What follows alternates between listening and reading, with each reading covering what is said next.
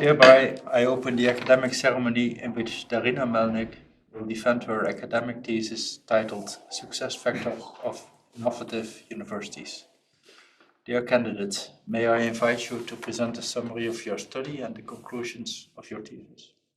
Dear Prorector, highly esteemed opponents, dear promotion team, friends, and family, over the next 15 minutes, I will present the results of my research into what makes innovative universities successful in helping higher education systems advance. I will begin with explaining the problem and the context that were the starting point of my research. So even the most progressive higher education systems need to evolve in order to reflect the dynamic of science and to serve the changing societies as best as they possibly can. And this can happen in two ways. The first one is top-down by means of higher education policy. The second is horizontally when innovative universities advance new approaches and other higher education institutions copy them because they choose to embrace them. While both approaches have their place in higher education development, the second one seems more natural and might be more powerful because in this case, universities adopt new approaches because they genuinely admire them of their own accord, not because they are forced to do so. Now, innovative universities specifically are well positioned to test and spread new ideas for the following reasons. If they are successful, they can perform the following three functions for higher education systems. The first one is diversification, when innovative universities offer new approaches, for example, a novel curriculum model or a different model of research governance for those who need those alternatives. The second one is system upgrade, when innovative universities develop a specific paradigm, a methodology, a format that is later spread across the whole system, and therefore the whole higher education system advances to a new level. Now, the third function is changing the very idea of the university. Sometimes innovative universities demonstrate what should happen in higher education in the future by showing what can be done. Now, the problem is, and something that I was thinking about when I was starting with this research, is that it is not really understood how that happens specifically. We don't know how it functions. We don't know the mechanics. And to understand that, I first engaged in conceptual exploration before proceeding to looking at real cases. I started with developing a typology of innovating universities in order to determine what an innovative university is. And this is my current working definition. An innovative university innovates in one of its core processes, research or teaching, and views solving a systemic problem in higher education as part of its mission. Now, I will elaborate on specific points in this definition.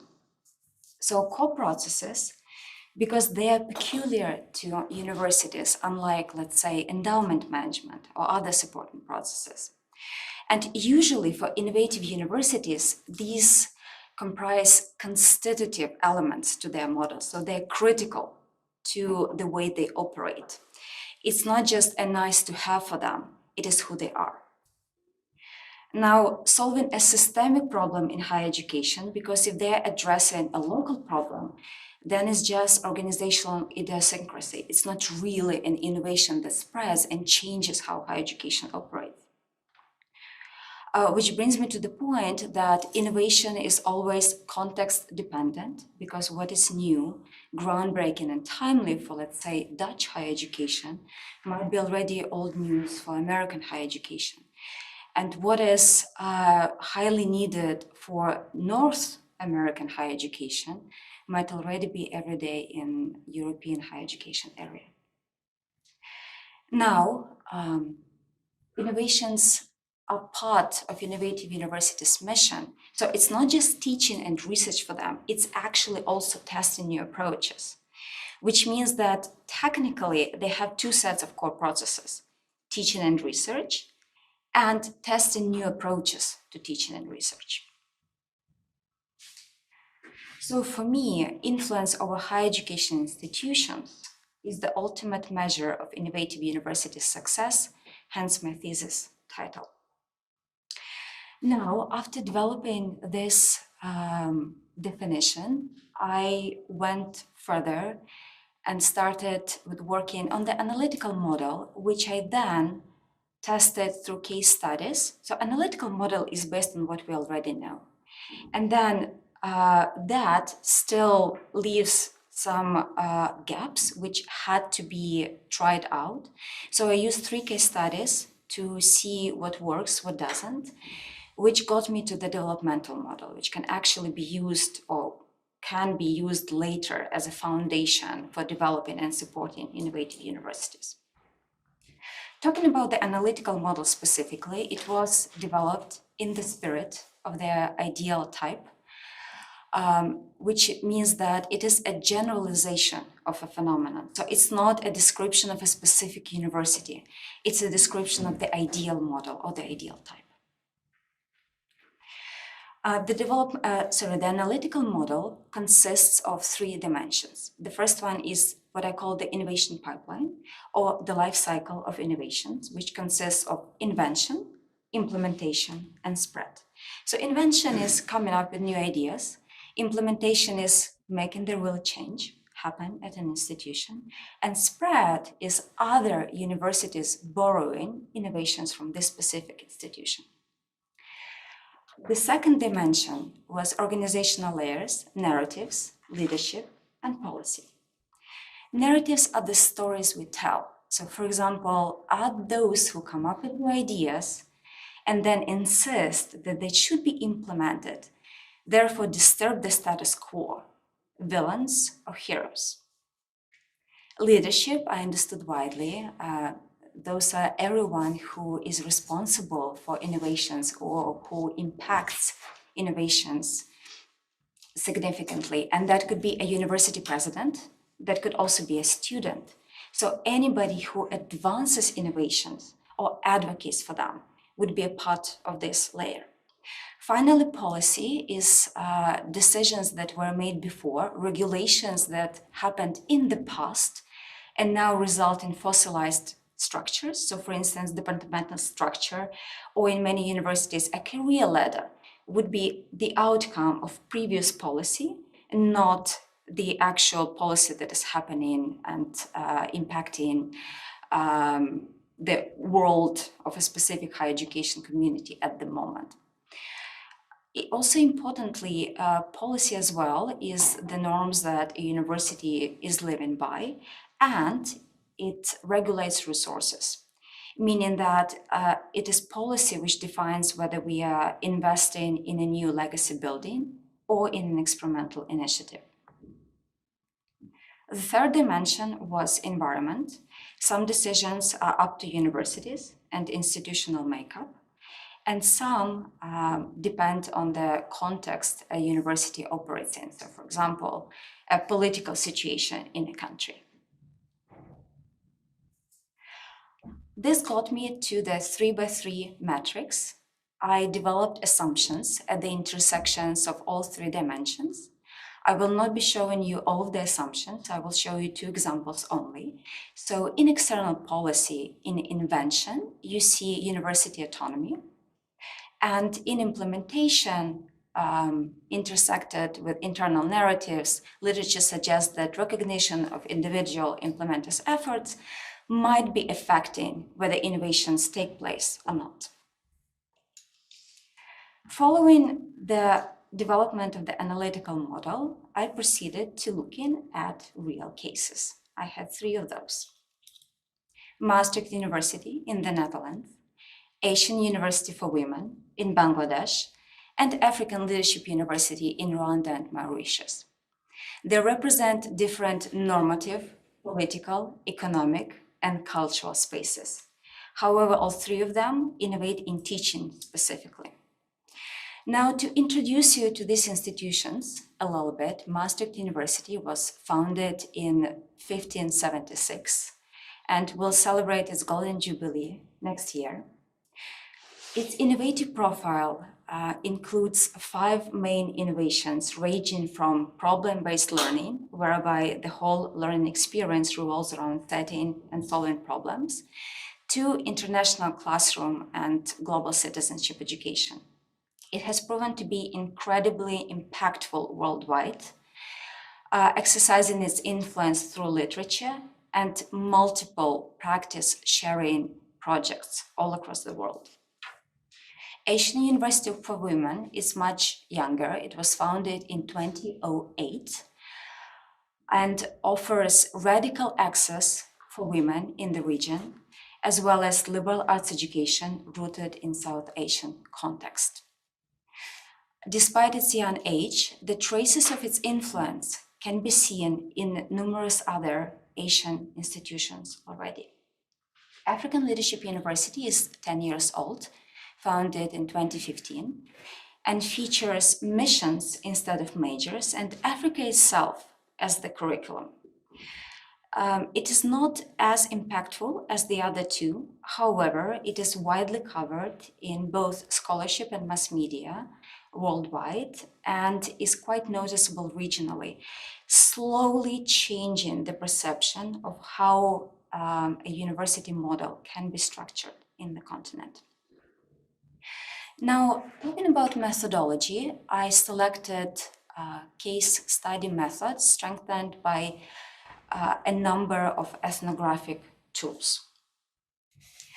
Case study method was chosen specifically because I was not looking for individual unique characteristics of every single institution, but rather for transferable traits and for something that you can be seen in different innovative universities. Talking about sources, I used interviews and institutional documents. For interviews, I developed questions based on the analytical model, but each participant got an individualized set of questions to maximize the value of each conversation. Furthermore, I also made sure that interviews could be altered along the way. So those were semi-structured interviews, so I could add new questions as I went. It was especially important since I viewed my interviewees as thought partners and listened not just to their observations, but also to their ideas of why their institutions are successful. Which got me to a set of conclusions. The first conclusion, indeed, an innovative university must be solving a systemic problem on 3 cases are. And it also must be doing it well, because quality itself is attractive for borrowing. And if you do something meaningful for other institutions, they will copy what you do, whether you want it or not. The second conclusion, invention, implementation, and spread are fundamentally interconnected. You cannot spread innovations over the long period of time without inventing new ideas, because otherwise you'll become standard. Everybody else will copy what you are doing, and then you are not an innovative university anymore. You're not a beacon.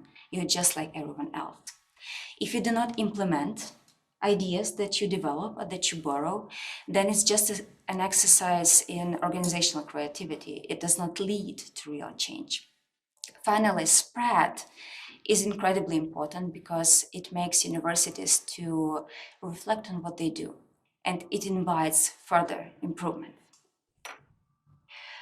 Now, talking about features of the stages in the innovation pipeline, to invent regularly, systemically, and well, innovations must be normalized at the university. They must be a part of the organizational saga. They must be the usual of an institution. At the external level, I call this narratives of the future, which means that the external discourse allows the idea that maybe it is possible that the model that is being suggested is better than the model that is currently used. Driven, diverse leaders are not enough by themselves. They must have an opportunity to actually voice their opinions and spaces to do so. Specialized departments allow to concentrate thinking and resources on coming up with new ideas and testing them. Implementation first involves top-down and bottom-up communication, which means that it's not enough to come up with an idea in the rectorate. And neither it is enough when new ideas are only born within specific departments. There should be a constant dialogue between them. Structural flexibility is needed so that new advancements do not break the house completely. Then, spread-wise, honest institutional intent, apart from solving a systemic problem and doing it well, is a large determinant of whether ideas spread widely or not so widely after all. Finally, impact. Just a couple of thoughts here.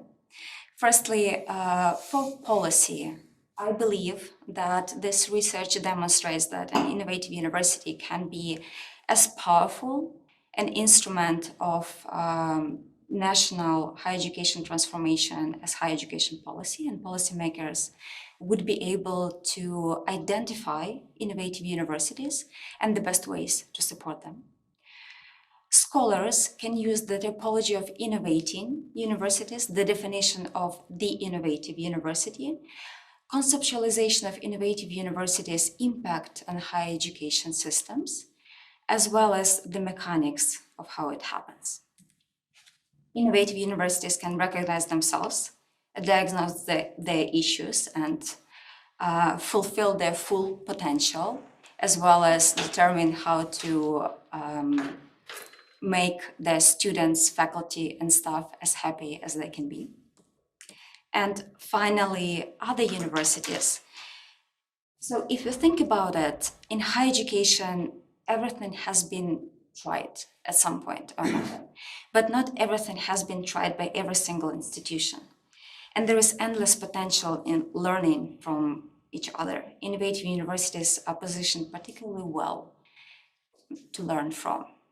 And I think even before paradigms and methodology and formats, what they offer is the transformation of imagination, which is what they bring to higher education of today and of the future. Thank you, and I'm giving the word to the prorector back now. Thank you very much for your presentation. Before we proceed with the opposition, let me briefly introduce this committee to the audience. On my opposite right, we have the thesis supervisor, Professor Decker. Next to him is Professor Wright, the co-supervisor. Next to them, we have Professor Gunn and Professor Bozard.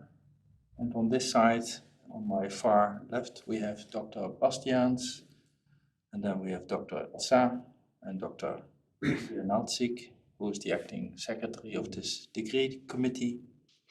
And finally, my name is Thuisman, and I'm representing our rector for this meeting. In the next 45 minutes, questions will be asked by the members of the assessment committee. And this opposition will now be opened by the chair of the assessment committee, which is Professor Bozard, who is a professor of learning and development in organizations at the School of Business and Economics of our university. Professor Bozard. Thank you, Prorector. Dear candidate, thank you for your presentation. I very much enjoyed reading your well-written dissertation. I think your dissertation rightly puts an important issue on top of the agenda and the role of innovation in higher education and how it takes shape. I think your dissertation is logically built up and structured, ranging from literature study, conceptual model, to empirical research, practical implications, critical reflections on those. Very well done. However, today I'm not only here to praise your dissertation, I also got the assignment to ask critical questions, and I brought a few. Given my first question, that I have been spending much time myself on implementing innovations at this university, I was very much intrigued by your developmental model of a successful innovative university, chapter 7. In that model, you make a distinction between the invention, like you nicely presented as well, implementation and spread of innovation, and internal and external determining factors. These factors are grouped as narratives, leadership, and policy. Now, and I have to warn you, I'm going to exaggerate a little bit to push you, but I was wondering if we could simplify your developmental model drastically, because I would argue that in the end, it's all about one factor, namely leadership. We could even label it as leadership for change. And why would I dare to push you in that direction? Because I could argue that in the end, a university and its human capital is mostly influenced by the narratives of the leaders on different levels and how those leaders deal with internal and external policy. Also, if a leader shows that he or she believes innovation is important, if that leader models that, communicates about that, fosters employees to generate, implement, and spread ideas, creates the right opportunities, provides room for innovation, gives employees autonomy and responsibility, then I would conclude probably that university will be innovative. So in other words, we need to invest in leadership for change on all levels to make our university become even more innovation-oriented. As simply as that. And then I don't need the 3x3 matrix any longer. I'm very curious to hear your thoughts, and then I might have some follow-up questions on that. Highly esteemed opponent, thank you for your kind words and for your question. I want to begin with a rhetorical question as a response. Are the ideas products of our thinking, or is our thinking a product of ideas that revolve around us? And similarly, are structures, especially higher education structures, a product of what we decide, or our decisions driven by the structures we are born into and we function in? So with that opening, allow me to elaborate. What I'm trying to say is that it is not possible for a leader to be able to actually advance innovations if the system is not ready, and they might not even come up with the right idea. And finally, if they are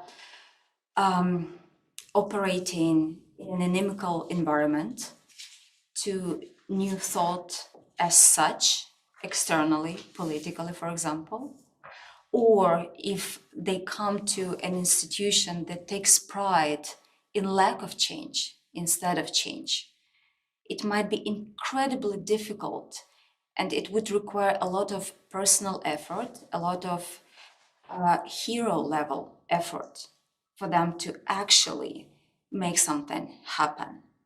Which means that in that case, we would definitely see specific cases of innovation, but not necessarily a system of innovations, because it would not be based on the needed culture and environment.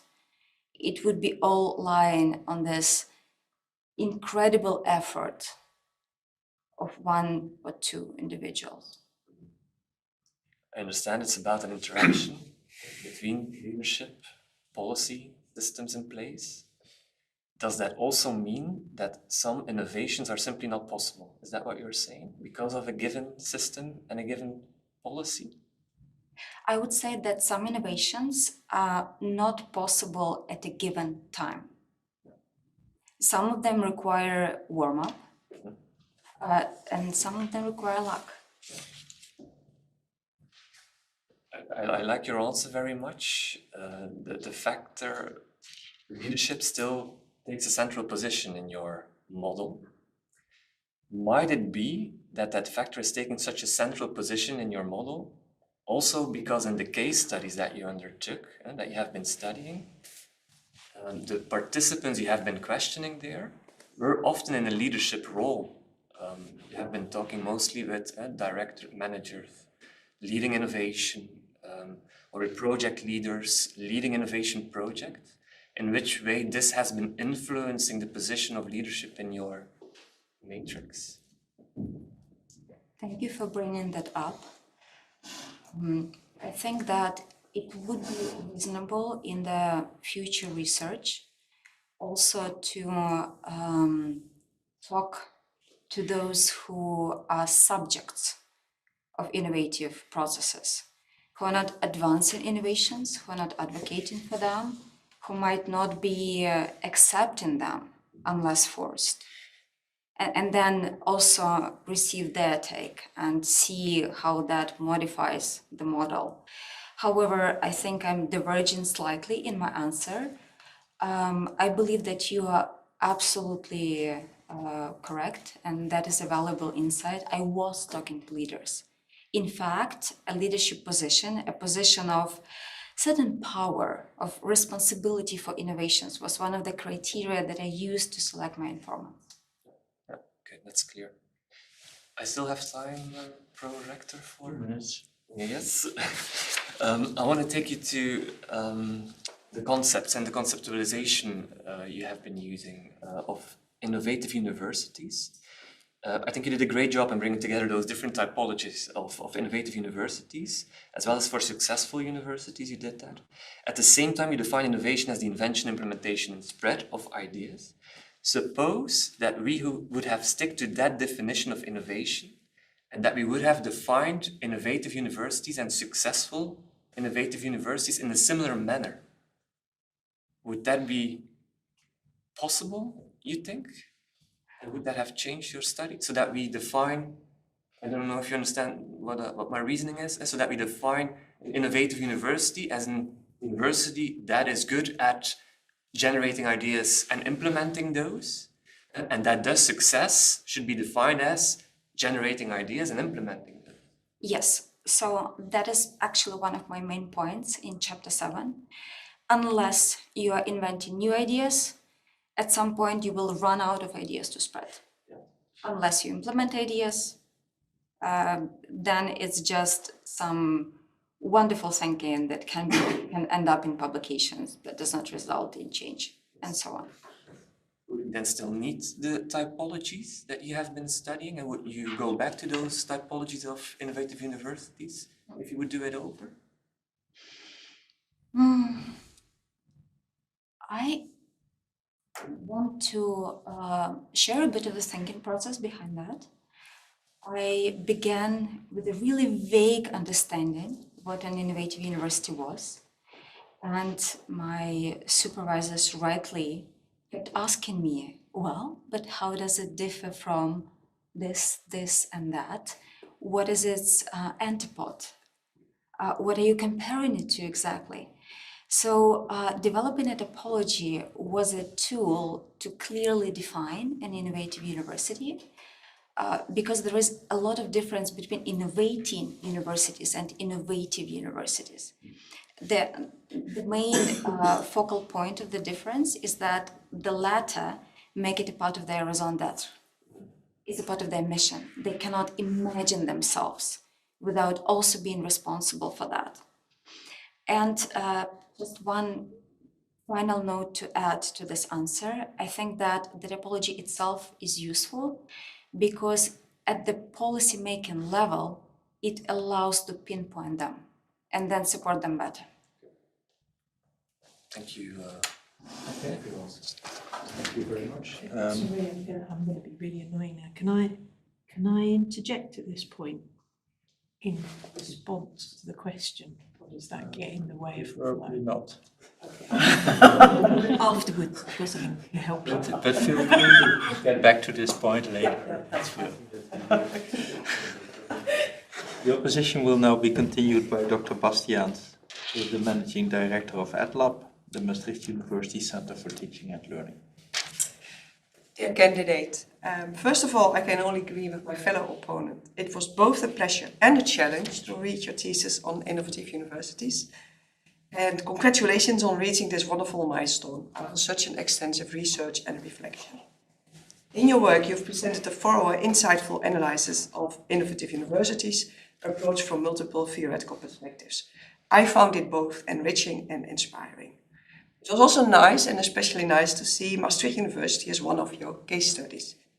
As you know, and as you have described, we do have a long-standing history of education innovation and have grown into partnerships with government businesses, also contributing to our innovative nature with the Brightless campuses. As the director of EdLab, a center dedicated to education innovation, I found myself reflecting quite a bit on our role, our responsibilities, and our position within Maastricht University. Rest assured, I believe we are on the right track, but maybe if time allows, we can explore a bit more and come back to that discussion. Let me move to my first question. On page 25, you refer to the Stanford 2025 project, A Guide to Reimagining Higher Education. And then you make the distinction between higher education institutes that are innovating and those that are innovative. And it's playing with words, it's conceptual. I'm still curious, can you elaborate a bit more on that distinction? What does now make the difference based on your conceptual model? How can we measure or define those differences? We can use Maastricht University as an example. And to add to that, I was curious because you introduced in your presentation also, it starts with the systemic problem. What is our systemic problem? Esteemed opponent, thank you for your comments and for your questions.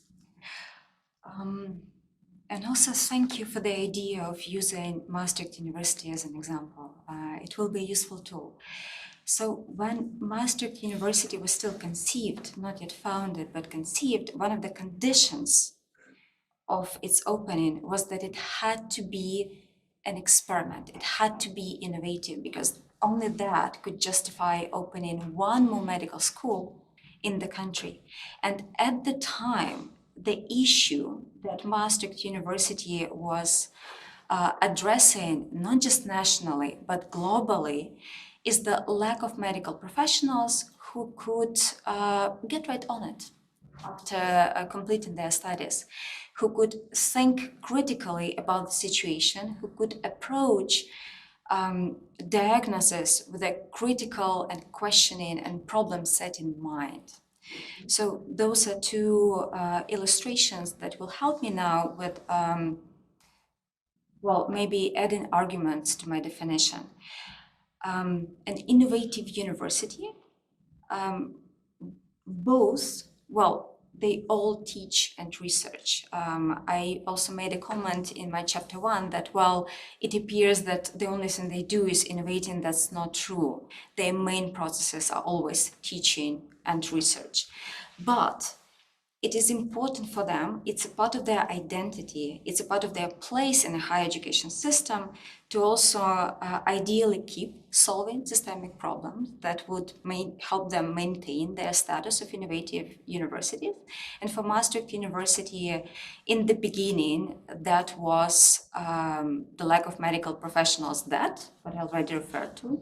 Then when it comes to introducing liberal arts education, that was the lack of people who could be critical beings in societies, who could be trained as citizens as well as just as professionals for a specific industry. And then for the international classroom, somebody had to come up with an approach to educate a diverse group of students, whereby you're not just admiring diversity, but you are also using it as a vehicle to get to the new level of thinking and to the new level of training. Yeah, I recognize that Maastricht University is good at seizing the opportunities, I would say, with the with problem-based learning as a start, then international classroom, the Brightless campuses. Do you think we have it in us to continue in that direction, given where we are now? I don't see why not. Because, and of course I will explain my answer. First of all, walking through the organizational layers that I mentioned, narratives-wise, there is this idea of a young university that keeps trying new things, and that is reflected in addresses of rectors that is reflected in institutional documents, that is reflected even in the university newspaper. It's there. Sometimes it's explicit, sometimes it implicitly hides between the lines that we're still young, we're still active, we can come up with new ideas. So that's talking about narratives. Then going to the next level, leadership. There are multiple spaces and opportunities for democratic conversations about what a university is, what it is not, what it should be doing, what the issues are, what should be done with those issues, what should not be done with those issues. It is helpful that Dutch culture is quite straightforward in communications. Even though Maastricht University is highly internationalized, it still exists within this cultural context, which modifies conversations. And then going to the next level, there are specific departments like EdLab, but not just EdLab. There is a department within School of Health. Yes. Health, medicine, life sciences. Thank you so much. It's okay. Exactly. So there are smaller departments of EdLab nature spread across the university, and there are also EdLab nodes, according to Walter Janssen, that are again dispersed across the whole institution, that are specifically responsible for developing new ideas and for helping others to implement new ideas. So everything that is needed is there, and it would be difficult to stop that train, I think. I think it's a train that's running, yes. And maybe it's not about age, maybe it's about culture, maybe it's about leadership. We already had a question on, I think. So let me go a bit into leadership, if that's okay. You indeed presented a model on innovative university where the leader has responsibility in all three stages. And when I read that section, I thought of some research practice partnerships I've been involved in. And one of the recurring challenges in those collaborations is the sustainability. How do you make sure you can continue? It's also about implementing and spreading. Funding structures are often temporary. How do you continue? How do you make it sustainable? And there are also things we came up with in our study that leaders should not do. Because you can define what you should do, but it's also good to know what should you not do. And it's not as simple as you lack personal drive. But can you give some examples what you think leaders in innovative universities definitely should not do? Could you give a short answer, please?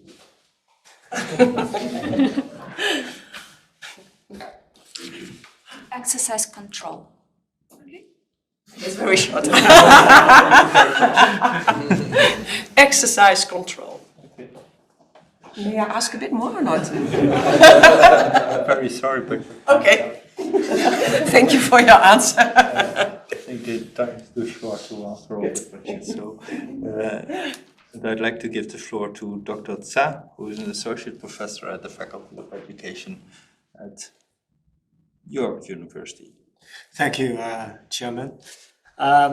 First of all, I want to congratulate the candidate for your solid work and for coming to this milestone point. I have some assessments in the form, so I don't want to repeat those assessments. But I want to highlight one point, which is your work is really path-breaking. By that, I'm not exaggerating because I strongly hold there's a dearth of research about innovative universities. In the meantime, they are very important because we all share the perspective. The universities across the world are now at a crossroads. We need such new ideas. So in that sense, they are highlighting the pathways into the future for the peer universities, and you are highlighting the research. And I always believe we need a bridge, a connection between the research community and innovative practices. I think your research has created a lot of the space, or in other words, opened a lot of windows and doors. So I want to push you to think more about the new possibilities, because you have done such a solid work. You've allowed materials, so you should carry on such research. So for some immediate thoughts, one is about decolonization. The thing is, among the three cases you tackled, the two are non-Western cases. So I wonder whether you have detected any success factors included in the indigenous traditions or the cultures. If yes, what will be the implications for decolonization of higher education across the world? The other side is, if not, possibility, you didn't find such indigenous factors. So what will be your take of there's a lack of the indigenous factors? My last question is really about the impact of the university rankings on the innovative universities. The rankings are pretty much about established indicators or variable, while the innovative universities are trying things not yet existing. So how you reconcile this? So what will be the impact of the global university rankings or university rankings in general on the innovative universities? Hi, esteemed opponent. Thank you for your compliments and your questions. They're quite interesting to think about. I will start with a question about indigenous epistemic systems reflected in university models. Let me interpret it this way. I have detected some in African Leadership University, also in one institution in New Zealand, and in several specific places within Canadian institutions. There are some initiatives. I would love to detect more. I would love to make it a satellite project at some point and explore that further, because, and answering the second part of that question, I think it's incredibly important for the global conversation, because when we integrate some of the indigenous epistemic systems, knowledge systems, into university models, we modify how curriculum is structured, and very possibly and very likely how research is governed. And then try that out, test it, share it with other institutions, then we are not only strengthening the indigenous communities, we're also strengthening higher education worldwide. And this is internationalization at its finest. This is how internationalization of higher education should be. It must be a dialogue between peers, regardless of their formal status, which brings me to answering your last question about the impact of university rankings. To me, it's quite simple. Universities will always try to rise in any kind of a typology they are offered, even if that typology is horizontal, even if that typology is not meant to create a league table, they will still eventually turn it into a league table, and they will try to get to a better place. Therefore, the only way to support innovation through university rankings is to actually introduce that as a criterion, and maybe even have a separate ranking of innovative universities, because we cannot beat it. Therefore, the only way is to join it. For the time being, the effects of rankings are both positive and negative. Positive because, well, okay, so this is the ceiling, try to get there, and some institutions get there by innovative ways. But also negative because once you are closer, then you just try to be like the median of everyone at the top, so that at least you land somewhere in the vicinity of the leadership group. Thank you. Okay, Yeah. thank you very much. Then we continue the opposition with Professor Gunn, who is a professor on learning in higher education, and she is also the academic secretary at the Royal Conservatoire of Scotland. Professor Gunn. So I love this, and it was a real joy to be invited to be here. as an external examiner. I've obviously got loads I want to say now, so I'm going to limit it to the questions that I mentioned. One of the things that's happening in the UK at the moment is a complete shift in how universities are going to continue at the scale that they are. And one of the questions that I have for you is, firstly, what are the ethics that need to determine an innovative or innovating institution? Because we've been used to innovations that have allowed us to grow. And growth has been the dominant strategic mission for most institutions. And it is clear that for some of the Western universities anyway, the growth narrative is no longer relevant. So my first question would be, what are the ethics of the leadership situations that you're suggesting? Especially if the innovations are technological ones that lead to changes in who and how we employ people and how our institutions sit in our communities. So that's an environmental sustainability one. What are the environmentally sustainable ethical questions of the leadership that you're proposing here? Highly esteemed opponent, thank you for your comments and your question.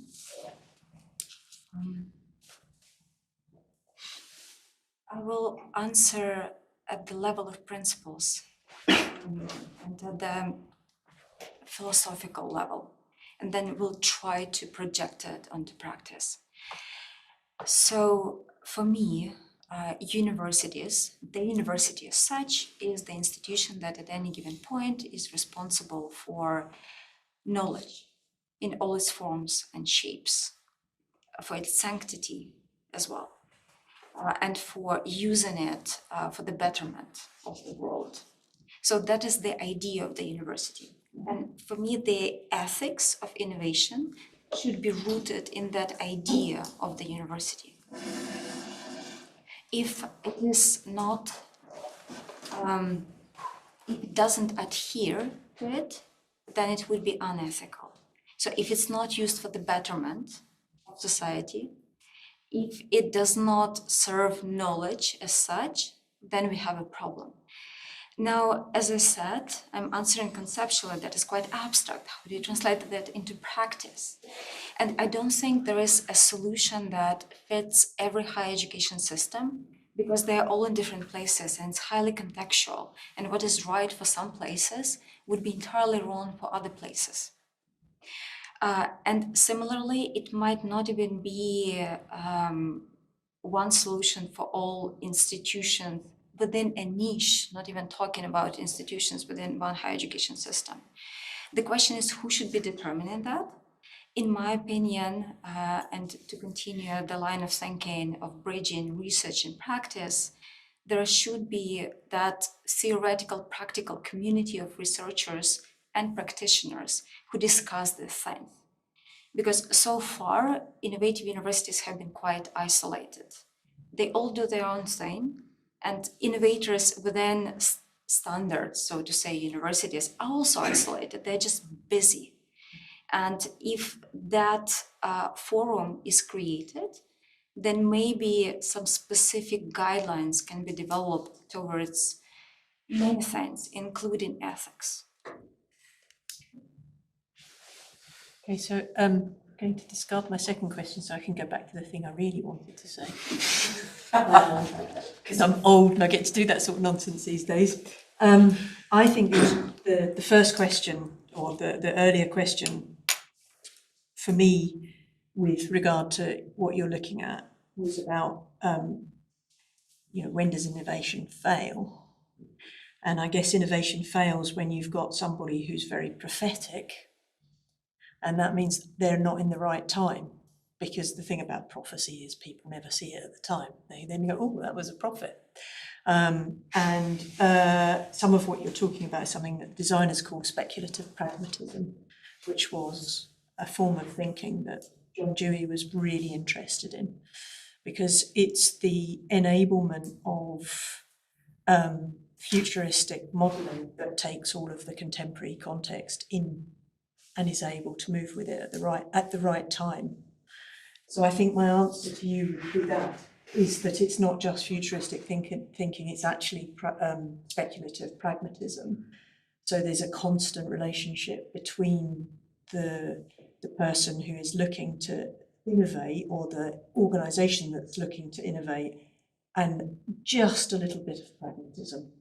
And for me, that's some of where the ethics start to come in, because sometimes pragmatism is quite an oppressive thing, but it may well be the thing that makes the difference in the institutions that you focused on. So it was really to support you and say that the difference is with future thinking, you've got the prophets and you've got those who are speculatively pragmatic. And sometimes they are in the same organisation and sometimes they're not. So sometimes you've got someone sitting on their own coming up with a future that does happen, but isn't necessarily in the right place at the right time to be able to take that innovation forward. Does that? That really answers my question. But I wouldn't have got there without having to read your thesis. And I think you should take heart in that, because whatever happens, whether the sector in the Anglo-European world starts to shrink, which it may do, and innovation comes from somewhere else, these are the things that we need to be able to encourage. And so that's your thesis. You know. That's you. I couldn't agree more.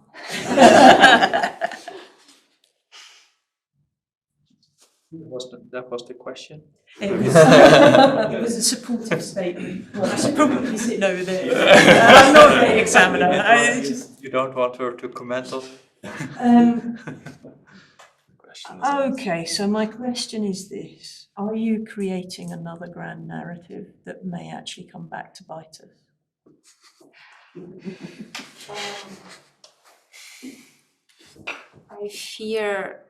I both fear and hope for that, in the sense that any narrative that is good will come back to bite us. So that's the price to pay. But are we brave enough to go there? And I want to believe that I am. It's me. Yeah. Thank you very much. Your position will be continued by Dr. Daryna Melnyk, who is the Associate Professor and the Dean of the University College in Maastricht. Dear candidate, thank you for the thesis. It was, can only give my compliments, and many have been given already. It was a very clear read, and I know that the clearest read is often the hardest effort in thinking and writing. So I can only imagine what's all behind this, because it was an incredibly well-structured, clear read that provided many valuable insights, at least for me. Thank you for that. You shy slightly away from ranking the factors that you work out, and you nicely fenced off Professor Bozart's question at the beginning in that respect already. And I see with the stage of this research trajectory that you're embarking on how this comes about, and that's valuable. Still, I wonder whether at some point it may be possible or useful or helpful to get some, well, finer categorization within your factors, which are more important at which point in time. Or in which context. And there I have a question regarding your methodology, because I fully agree that the case study approach that you choose is highly valuable. But in essence, you're comparing three organizations in different contexts, for sure, but that you consider all to be innovative. Wouldn't it be also an idea to perhaps compare an innovative organizations with organizations that you consider to not be innovative, to see which factors they may have in common and which ones they have not in common, that may make it easier to classify the importance of different factors. Have you considered such an approach? And if so, why did you not take it? Highly esteemed woman, thank you for your compliments and your question.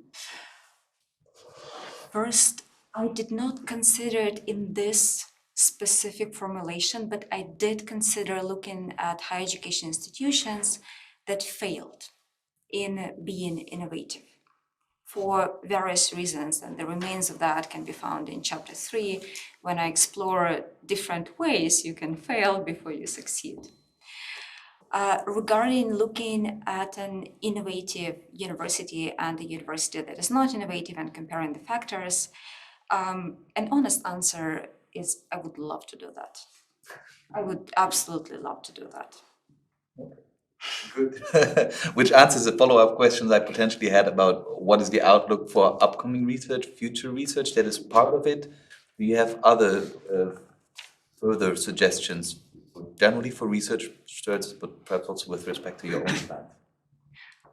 If you allow me, I'll take a half step back. I actually did not answer why I did not explore the failures. It was just incredibly difficult to get data on them, because if they're not successful, there's just not much. So that was the reason. It was just data availability. But talking about further research, I want to, my first order of business is actually creating a database of innovative universities, organizing all the small findings that I have here and there, which is not exactly a research project and a research question, but it's a preliminary work that still feels imminent. And following that, I would love to expand on what I have already done with more cases, because as rightly pointed out, the cases I selected are very specific, very different. Some of it may be interpreted differently. So I would like to fine-tune the theoretical model and also expand the number of cases wider, which would mean that I would have to modify my approach, because it would take too long to explore each one in such detail. Therefore, I have to be very specific, which means about one dimension, one layer, one question, one systemic problem that might be the most practical way to go about it. So take a specific systemic problem, look at institutions that are addressing it, look at who's successful and who's not and why. And then a completely different take is looking at stakeholders. So students, researchers, local community, industry, etc. Different universities have different hierarchies of stakeholders. So it would be good to see how these institutions differentiate themselves in what they offer to those they serve. Thank you. Also towards the end, and also in a previous question, we talked about innovating universities versus innovative universities. And towards the end of your thesis, you also talk about innovation as an end in itself. And from the answers that you gave previously, I understood also that this is also partially a necessary ingredient. It needs to be part of your culture, that you want that if you want to stay to be an innovative university. Do you see risks in that too, being innovative for the sake of being innovative? Yes, yes. There are multiple risks there. So the first one, it's a toll on the university community, because it means that nothing, fundamentally, in principle, nothing is stable. Everything can be updated. And it's one thing to be implicitly somewhere in the background of your mind, of your collective mind, be aware of that, and still concentrate on going about your business. And it's a completely different story if that is always in your focus of attention. So you have your research project, you have your students, you have a course to develop, and you also have to keep thinking how to make them better. That takes a toll. So that's one drawback. The second drawback, I've actually seen cases of universities that get caught up in the process. So they keep adding innovations which makes their models a bit blurry. It's not clear what they specialize in, not in the sense of field specialization or disciplinary specialization, but what are they about, what is their image, what are they given that other universities are not given. So that's the second risk, and that does not end there. There are multiple risks that can be cited. I think that a solution ultimately to these is based on problems. Thank you. So if I would nonetheless keep on, I have the desire to keep on innovating. Who asked? Daryna Melnyk, the time appointed for defending your thesis has passed. The degree committee will now discuss the quality of your thesis and your defense, and I request that you and your company now leave the room. And after the deliberation, the beadle will come and collect you and bring you back.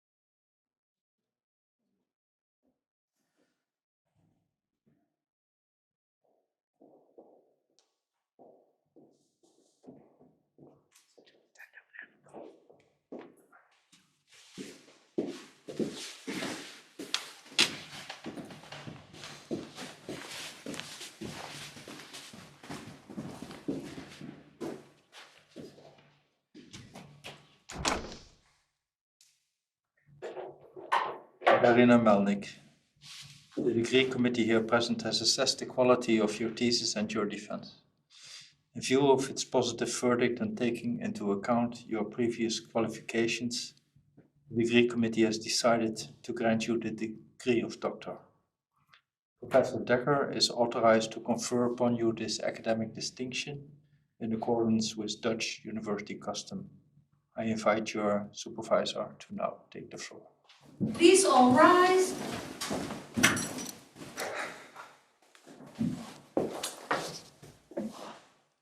Do you promise to work in accordance with the principles of scientific integrity at all times, to be careful and honest, transparent, independent, and responsible? I promise. Then, by the authority vested in us by law and in conformity with the decision of the committee here present, I hereby confer upon you, Daryna Melnyk, the degree of doctor and grant you all the rights and privileges appertaining thereto. As evidence, I now present you with the degree certificate signed by the rector, the secretary, and the other members of the committee here present, and affixed with the great seal of the university. Congratulations.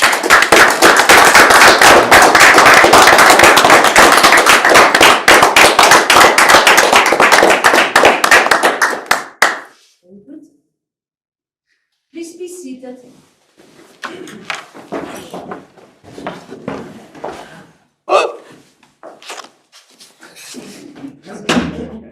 The parchment this way. We'll iron it. Your supervisors will now read the nodation. Dear Dara, you end your thesis with a reflection that in innovation, we have to contend with some factors that are too big to control, and some factors that are too small to control. And the job of the innovator is to use the factors in the middle, those that we can control, to overcome the others and make things work. And if that's true for innovation, it is also true for research. And your research perhaps in particular, because you have had to contend with factors too large to control. Geopolitical factors even forced you to flee, well, both your homes and sent you on a journey across the world, which you've had many stops. You've had to deal with a pandemic that kind of got in the way, and even with supervisors who were called to become ministers of education and had to sally off. Hi, Pedro. At the same time, you've also had to deal with very small factors, the frustrations of people not responding for invitations, and the difficulty of navigating a university bureaucracy in a system that you're not familiar with from afar. And yet, as we heard today, you have used the things in your control to overcome all of this. And so I was wondering, well, what are the success factors of Dara? What are the success factors that have enabled you to overcome all of that? And I think it comes down to four. Firstly, a sheer determination and grit. These theses, these research projects, you have to will them into existence, and you have to keep coming back at them again and again and again, and always keep making progress. And the interesting thing is that not only did you have that grit and determination, but you had systems, and you reveled in your systems of screenwriting, your systems of organizational of data, your systems of managing your references. We had lovely discussions about footnotes and writing, and the joy in the system gets you in the end the result that truly matters. I think another success factor is your ability to find wonderful people and put them together. Your ability to find exactly the right people to interview, the right people to talk to, and indeed the right people to gather for this wonderful defense that we just had. So if the research thing doesn't work out, you could always start a dating service. And I'm sure you would be very successful at finding the right people for those in need of company. But perhaps the biggest success factor that drives all of the others is the love of universities that speaks from everything that you've done that simply drips off the thesis. Your belief that the work of universities is beautiful and meaningful, and that in this world of trial and tribulation, having universities as spaces where, as Nabokov would put it, art, kindness, generosity, intelligence, and integrity are the norm, matters more than ever before. Because of that, those who administer them should be viewed with bemusement and endearment, and admiration, no matter the difficulties that they face. And that love of the university as a form, as a way of living, speaks from the lovely anecdotes that you've peppered throughout your thesis. It speaks from the tone of conversation that you report. It speaks from the delightful cover that you have commissioned for this research, which is just making it seem like a grand adventure novel. All those things show that love of the university. And well, those of us who work in universities and who have to actually manage and administer them, we can sometimes get a little cynical and a little jaded and a little blasé. And we had a lovely conversation this morning about how miserable we all are and how difficult the times are. And maybe that's true. But well, in addition to all the wisdom and insight that you've given us into innovative universities, you've also reminded us that, well, what we do is actually kind of wonderful, that it matters for ourselves and for the world and for the universe at large. And so I don't know where your future career will take you, but I think if you bring that ability to remind us of why university matters to us and spread that like the little men on your cover who are bringing the light of passion and love of the university from place to place, then, well, as we like to say at UCM, for you and for the university, everything will be okay.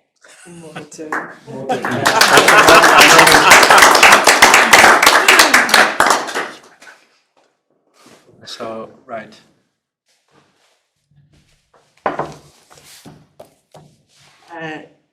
I'm going to speak on a more personal basis. You've done the scientific side of it. I think there's three Dara elements that were missing from your list. And the first thing to say is what a joy it's been to work with you. Absolute joy. Every time we've had a Skype, because it's all been done online, I've come away knowing more, thinking more, understanding things differently. And that's just such a joy when you're supervising a student who's way above you down a track and you're chasing along behind. So I really have learned so much from you. And I think there's three areas that I think are really important about what you've done that I think are really outstanding, in addition to what you've mentioned.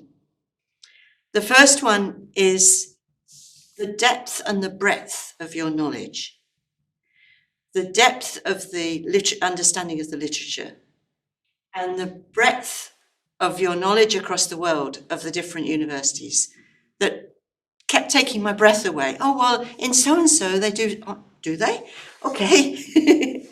that systematic way in which you've understood the literature, the history of universities, the literature on the universities, and then the range of ways that universities have developed across the world. That is just such an outstanding basis, and it shines through in your thesis. The second thing is the way in which you combine a deep theoretical understanding with an absolute commitment to practice, and tying the two, feeding backwards and forwards between theory and practice all the time in your own life and in your thesis. And that is rare. And you really exemplify it really, really beautifully. And you learn so much more. And the courage that you use to do that, you're very brave. The way in which you take an idea and then you try it out in practice somewhere. That is really, really brave and very admirable. And the third thing is something that we had several conversations about, which I could summarize as long sentences. I think it was a refrain of mine in most of our meetings. Your sentences are very long and complicated, and I get a bit lost. Can you divide them not just in half, but maybe into 3 or 4? And could we have a few more full stops here and there? And your response to supervision is just so heartening, because the next time I read it, there would be more full stops. There still might be a need for a few more, but they would be there, and the whole thing would change it. And then you've obviously worked so hard in producing this final version, which is a step above. It's a heightened level from the last drafts that I saw. And it is beautifully written. The sentences are short, they're sharp, they're to the point, they punch, they do everything I've asked for. And it's just such a joy to read. So I'm going to take this back. I'm involved at the moment at Durham University in a project on innovative governance. And I'm going to take that back and give it to our Pro-Vice Chancellor and say, I think this is somebody you should be talking to. So that combination of knowledge, bravery to put things into practice, and then being able to write them so convincingly and so engagingly, it's just brilliant.